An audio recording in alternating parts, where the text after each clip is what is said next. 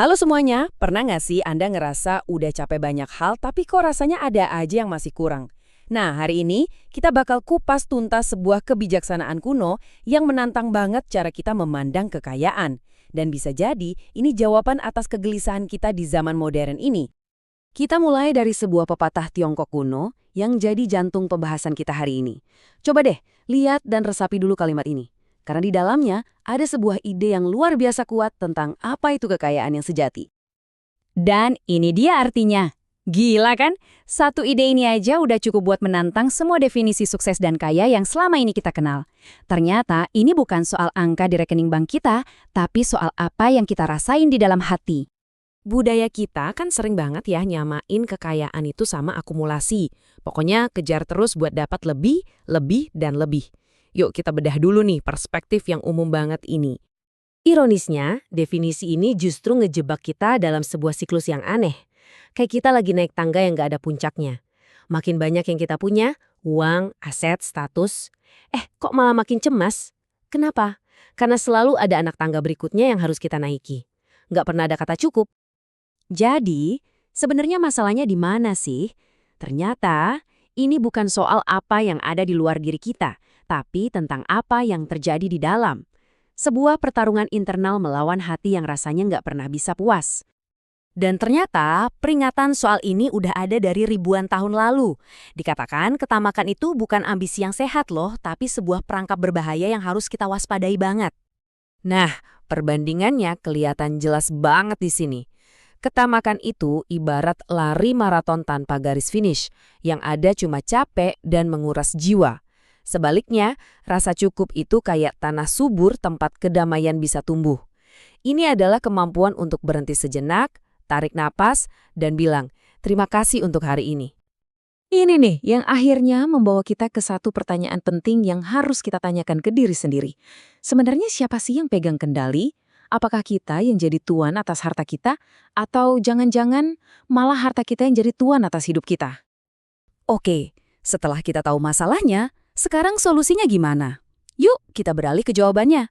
Kita akan bahas beberapa prinsip yang akan mengubah cara kita memandang kekayaan. Bukan lagi soal angka, tapi soal kondisi batin kita. Kita mulai dari pilar yang pertama ya. Anggap aja ini adalah fondasi yang menopang semuanya. Kekayaan sejati itu bukan hasil dari punya barang lebih banyak. Sama sekali bukan. Justru sebaliknya. Kekayaan itu adalah buah dari iman dan rasa syukur atas apa yang udah kita punya sekarang. Tanpa rasa cukup, sebanyak apapun yang kita kumpulin, gak akan pernah terasa cukup. Ayat ini benar-benar menangkap esensinya. Keuntungan besar yang dimaksud di sini itu bukan keuntungan materi, tapi keuntungan batinia yang datang dari kombinasi iman dan hati yang puas. Lanjut ke pilar kedua, dan ini pembahasannya makin dalam lagi. Pilar ini melihat rasa cukup sebagai sebuah tanda kedewasaan yang sejati. Jadi gini, orang yang udah merasa cukup, dia itu nggak lagi jadi budak dari keinginannya sendiri yang nggak ada habisnya.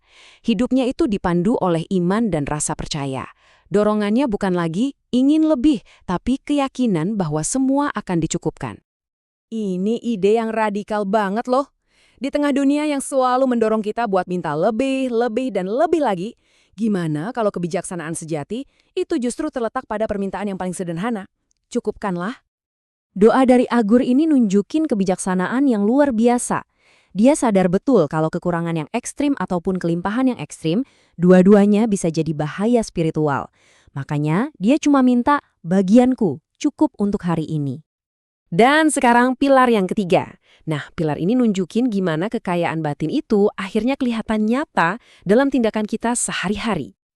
Ini dia bedanya yang paling kelihatan.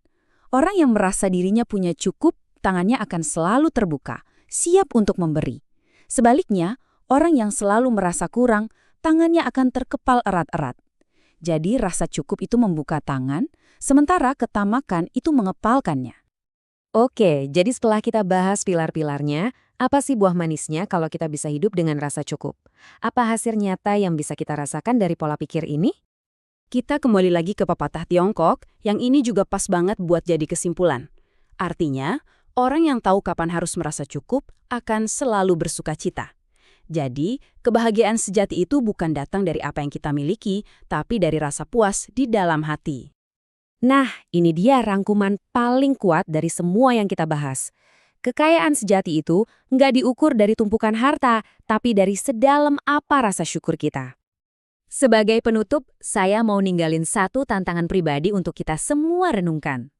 Bisakah kita hari ini dengan tulus dan jujur dari dalam hati berkata, apa yang kumiliki hari ini sudah cukup?